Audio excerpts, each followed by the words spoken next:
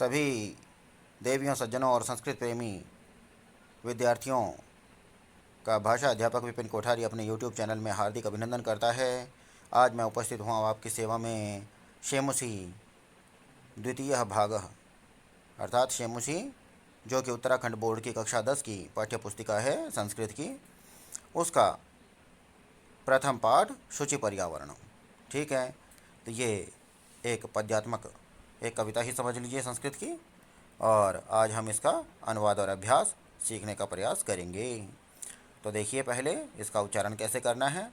दुर्वाहमत्र जीवितं जातं प्रकृतिरेव शरणं शुचि पर्यावरणं महानगर मध्ये चलदनिशं कालायस चक्रं मनः शोषयत् तनुः पेशयत् भ्रमति सदा वक्रं दुर्दान्तैर्दशनैर्मुना स्यान्नैव जनग्रसनं शुचि पर्यावरणम् कज्जलमलिनं धूमं मुञ्चति शतशकटीयानं बाष्पयानमाला सन्धावति वितरन्ति ध्वानं यानानां पङ्क्तयो ह्यनन्ताः कठिनं संसरणं शुचि पर्यावरणम्।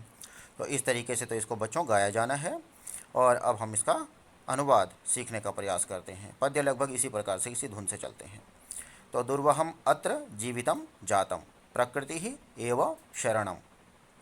तो क्या कहते हैं कवि कि यहाँ, अत्र यहाँ, जीवितम जीवन, दुर्वहम जातम कठिन हो गया है, यहाँ पर जीना दूभर हो गया, कठिन हो गया है। प्रकृति ही एव शरणम, प्रकृति ही एकमात्र शरण है। शुचि पर्यावरणम, पर्यावरण स्वच्छ होना चाहिए, शुद्ध होना चाहिए। महानगर मध्य, महानगरों के बीच, चलत अनिशम दिन रात चलता है, काला यस चक्रम लोहे का चक्र।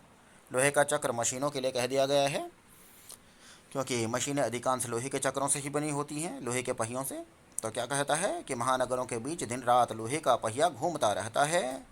मन शोषयत, जो मन को शोषण करता है, मन को सोखता है। तनु पेशयत, तन को पीस डालता है, अर्थात बुरी तरह से तन मन को थका देता है। भ्रमति सदा वक्रम, और सदा टेढ़ा ही घूमता रहता है। दुर्दांतैर दशनई ही अमुना, इसके कठोर दाढ़ों से, इसके कठोर दांतों से, स्यात नैव नहीं होना चाहिए, जनग्रसनम लोगों को निगलना, अर्थात इसके भयंकर दांत लोगों को कहीं निगल न लें, इसलिए पर्यावरण स्वच्छ होना चाहिए। कज्जल मलिनम धूमम मुंचति शतशकटीयानम। तो शतशकटीयानम, सैकड़ों मोटर गाड़ियों का जो समूह है वो क्या कर रहे हैं, काजल के समान मलिन अर्थात काला धुआं छोड़ रहे हैं। वाष्पयानमाला, रेलगाड़ियों की पंक्तियाँ। संधावती वितरंती ध्वनम, ठीक है, वितरंती वितरण करती हुई, ध्वनम ध्वनि को, यानी शोर मचाती हुई। संधावती दौड़ती रहती हैं, क्या, रेलगाड़ियों की पंक्तियाँ। यानानाम पंक्तयः ही अनंताः कठिनम संसरणम, और अनंत वाहनों की जो इतनी अनंत पंक्तियां हैं कि सरकना भी कठिन हो गया है। संसरणम, सरकना, चल पाना भी कठिन हो गया है, इसलिए पर्यावरण स्वच्छ होना चाहिए। अगला पृष्ठ देखते हैं। वायुमंडल, वायुमंडलम भृशम दूषितम नहीं निर्मलम जलम। वायुमंडल अत्यधिक दूषित हो गया है, स्वच्छ जल भी नहीं है। कुत्सित वस्तु मिश्रितम भक्ष्यम समलम धरातलम, और कुत्सित गंदी वस्तुओं से मिश्रित, मिलावट होने के कारण भक्ष्यम, भक्ष्य जो है यानी खाने पीने की चीज़ें जो हैं वो गंदी वस्तुओं से मिश्रित हैं, यानी उनके साथ जो गंदी वस्तुएं जो है, कुत्सित वस्तुएं, हानिकारक वस्तुएं, उसमें मिलावट कर दी गई है। समलम धरातलम, धरातल अर्थात पृथ्वी का जो तल है यह भी गंदगी से युक्त है। करणीयम बहि अंतः जगति, तो और बाह्य और अंतः जगत में बहुत अधिक शुद्धिकरण की आवश्यकता है, इसलिए पर्यावरण शुद्ध होना चाहिए। कंचित कालम नयम माम अस्मात् नगरात बहुदूरम। कंचित कालम, कुछ समय के लिए, नय ले जाओ, माम मुझको, अस्मात् नगरात इस नगर से, बहुदूरम बहुत दूर, यानी कुछ समय के लिए मुझे इस नगर से बहुत दूर ले चलो। प्रपश्यामि ग्रामांते, ग्रामांते गाँव की सीमा पर, निर्झर नदी पयः पूरम, झरने और नदी जो जल से भरे हुए हैं उनको प्रपश्यामि देखता हूँ। एकांते एकांतारे, एकांत वन में, क्षणम अपि एक क्षण के लिए ही सही, स्यात् संचरणम, मेरा घूमना या चलना हो जाए। शुचि पर्यावरणम, पर्यावरण स्वच्छ होना चाहिए, शुद्ध होना चाहिए। हरित तरुणाम ललित लतानाम माला रमणीया, हरे भरे पेड़ों की और सुंदर लताओं की जो पंक्तियां हैं वो रमणीय हैं। कुसुमावली ही समीर चालिता स्यान में वरणीया, और फूलों की जो पंक्तियां जो हवा के कारण हिल डोल रही हैं वो मेरे लिए वर्ण करने योग्य हैं। और फिर क्या, मेरे लिए वर्ण करने योग्य हों, यानी मेरे लिए चुनने योग्य हों।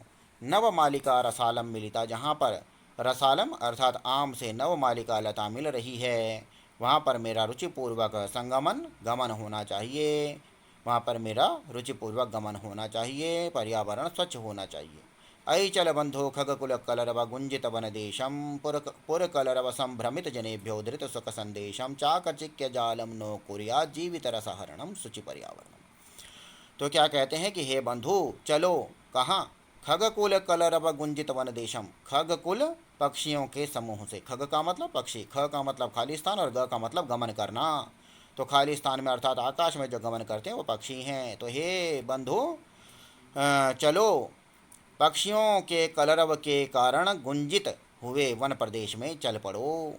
पुर कलरव, और नगर के कलरव शोरगुल से संभ्रमित घबराए हुए, जनेभ्य लोगों के लिए धृत सुख संदेशम, यह सुख का संदेश धृत धारण करने योग्य है।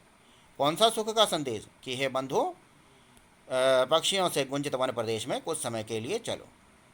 तो यह संदेश जो है वो नगर के शोरगुल के कारण घबराए हुए लोगों के लिए धारण करने योग्य है। चाकचिक्य जालम नो कुरिया जीवित रसहरणम, ठीक है। तो नगर की जो चकाचौंध का जाल है यह हमारे जीवन रस का कहीं हरण न कर ले, इसलिए पर्यावरण स्वच्छ होना चाहिए। प्रस्तर तरे लता तरु गुलमा नो भवंतु पिष्टा पाषाणी सभ्यता निसर्गे स्यात् न। तो इसमें क्या कहता है कि प्रस्तर तले लता तरु गुलमा नो भवंतु पिष्टा, ठीक है। पत्थर के तल के नीचे लता, बेलें, पेड़ आदि जो है वो पिसने वाले न हों, ठीक है। पाषाणी सभ्यता निसर्गे स्यात् न समाविष्टा, तो पाषाणी सभ्यता, पाषाणी जो सभ्यता है वह निसर्ग में अर्थात प्रकृति में समाविष्ट नहीं होनी चाहिए, समा जानी नहीं चाहिए। मानवाय जीवनम कामये, हम मानव के लिए जीवन की कामना करते हैं न कि मरण की, अतः पर्यावरण शुद्ध होना चाहिए। तो ये तो हुआ इसका अनुवाद। अब अनुवाद के बाद चलते हैं अभ्यास पर। ये प्रश्न आपको आपकी पाठ्य पुस्तक में दिखाई दे ही रहे हैं। ऊपर शब्दार्थ, शब्दार्थ के बाद शुरू होता है अभ्यास। अभ्यास में कहता है कवि ही किमर्थम प्रकृति शरणम इच्छति, कवि प्रकृति की शरण क्यों चाहता है, ठीक है। तो शुरुआत में ही है ना, कि दुर्वहम अत्र जीवितम जातम, ठीक है। तो आप क्या करेंगे इसका उत्तर कि नगरीय वातावरणे जीवनम दुर्वहम जातम अतः प्रकृति एव शरणम अस्ति। या यूँ लिख दीजिए कि नगरीय वातावरणे जीवनम दुर्वहम जातम अतः कवि प्रकृति शरणम इच्छति। उसके बाद देखिए कस्मात् कारणात् महानगरेषु संसरणम कठिनम वर्तते, कि किस कारण से महानगरों में संसरण कठिन हो गया है। तो नगरेषु यानानाम अनंताः पंक्तयः सन्ति, ये आ गया ना, यानानाम पंक्तयः ही अनंताः। तो आप उसमें दे सकते हैं कि नगरेषु यानानाम अनंताः पंक्तयः सन्ति अतः संसरणम कठिनम जातम। फिर कहता है अस्माकं पर्यावरणे किम किम दूषितम अस्ति, अस्माकं पर्यावरणे, हमारे पर्यावरण में क्या क्या दूषित है। तो वायुमंडलम, जलम, भक्ष्यम, धरातलम च अस्माकं पर्यावरणे दूषितम अस्ति। कवि कुत्र संचरणम कर्तुम इच्छति, कवि कहाँ संचरण करना चाहता है, तो कहाँ पर जाना चाहता है वो, एकांते एकांतारे, कवि एकांते एकांतारे संचरणम कर्तुम इच्छति। उसके बाद स्वस्थ जीवनाय कीदृशे वातावरणे भ्रमणीयम, स्वस्थ जीवन के लिए कैसे वातावरण में घूमना चाहिए। इसमें आप करेंगे ग्रामीण वातावरण, ठीक है, ग्रामीण प्राकृतिक वातावरणे, क्योंकि यहाँ तो इन्होंने यही दिया ना कि खगकुल कलरव गुंजित वन देशम।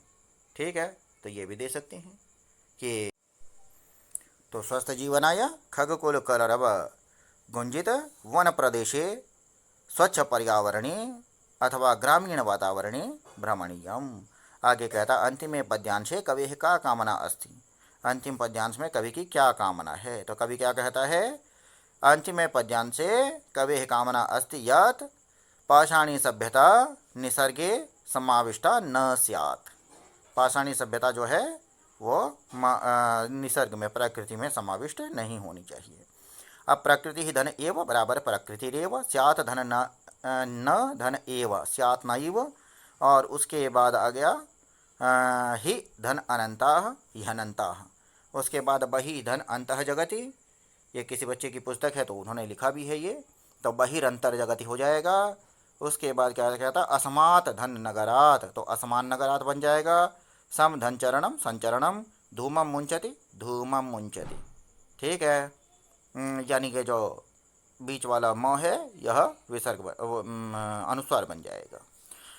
अब क्या कहते हैं, इदानीं वायुमंडलम भृशम दूषितम अस्ति, अत्र जीवनम दुर्वहम अस्ति, प्राकृतिक वातावरणे क्षणं संचरणम अपि लाभदायकं भवति, पर्यावरणस्य संरक्षणम एव प्रकृतिः आराधना, सदा समयस्य सदुपयोगः करणीयः, भूकंपित समये बहिः गमनमेव उचितं भवति, भूकंप के समय में बाहर जाना ही उचित होता है। उसके बाद यत्र हरितिमा तत्र शुचि पर्यावरणम, जहाँ पर हरियाली है वहाँ पर स्वच्छ पर्यावरण है। अब क्या कहते हैं, उदाहरण के अनुसार नीचे लिखे गए पदों में प्रकृति प्रत्यय विभाग या संयोग कीजिए, यानी अलग अलग कीजिए या जोड़िए।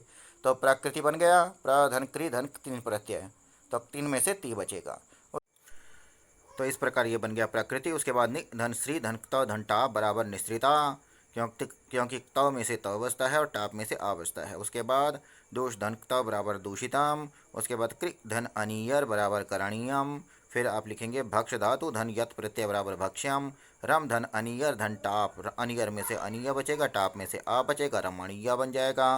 फिर व्री धन अनियर धन टाप, तो वरणीय बन जाएगा, क्योंकि टाप में से आ और अनियर में से अनिय बचेगा तो वरणीय बन जाएगा। और पिश धन त बराबर पिष्टा। ठीक है, उसके बाद चलते हैं आगे। सलीलम का जलम, आम्रम का रसालम, वनम का कांतारम, शरीरम का तनुः, कुटिलम का वक्रम और पाषाण का प्रस्तरम, ये आपके पर्यायवाची इनके हो गए। ठीक है, कुटिलम का मतलब टेढ़ा, पाषाणम पाषाण का मतलब पत्थर। उसके बाद आ गया विलोम पदों को पाठ से चुनकर लिखिए। ये यहाँ जो लिखे हैं ये गलत हैं, जो मैं बोलूँगा वह आप सही समझेंगे। सुकरम का हो गया दुर्वहम, दूषितम का हो गया शुद्धम, गृहणंती का हो गया मुंचंती, और निर्मलम का हो जाएगा सामलम, फिर दानवाय का हो जाएगा मानवाय, और शांताह का हो जाएगा अनंताह। सधन अंताह शांताह और अनंताह बन जाएगा इसका विलोम। उसके बाद विग्रह पद लिखने हैं। मलेन सहितम समलम अव्ययी भाव इन्होंने लिख के दिया है। फिर हरिता चाहिए तरवह तेषाम हरित तरुणाम, और हो जाएगा कर्मधारय। और उसके बाद ललिता चयाह लताह ताशाम ललित लतानाम, हो जाएगा कर्मधारय। फिर नवा मालिका बन जाएगा नवमालिका, यह भी कर्मधारय। और उसके बाद धृतः सुख संदेश येन तम, धृत सुख संदेशम, हो जाएगा बहुव्रीहि। फिर कज्जलम एवं मलिनम कज्जल मलिनम कर्मधारय, और दुर्दान्तैः दशनैः, इसका बन जाएगा दुर्दान्तैर्दशनैः, और कर्मधारय समास बन जाएगा।